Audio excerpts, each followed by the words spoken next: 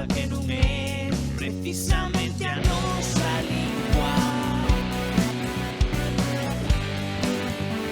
Precisamente a nosa lingua.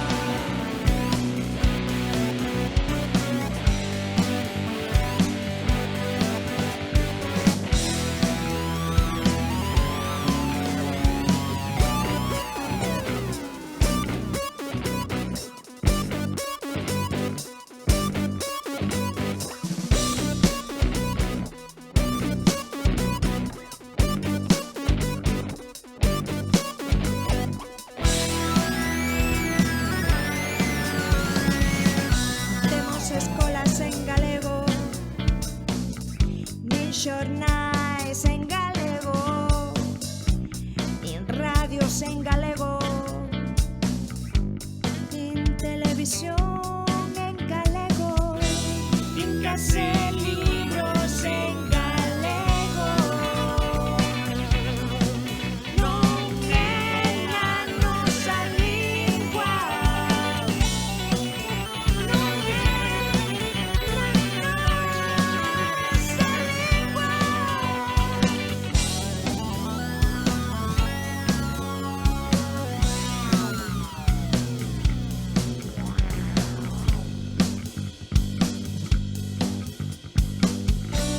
Non temos escolas en galego, xornais en galego, nin radios en galego, televisión en galego, da libros escritos en galego. Os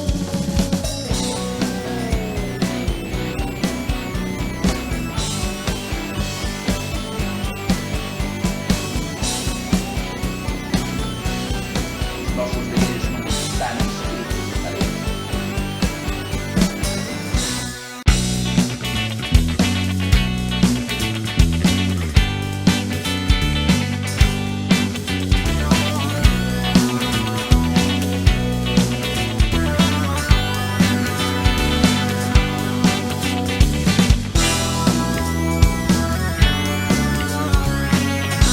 Temos escolas en galego, nin xornais en galego, nin radios en galego, nin televisión en galego, nin case libros en galego. Os nosos deberes non están escritos en galego. Estamos fartos de escoitar sermos que falan de caridade e amor almibarado nunha lingua que non é precisamente a nosa lingua. Non é precisamente a nosa lingua. Non é.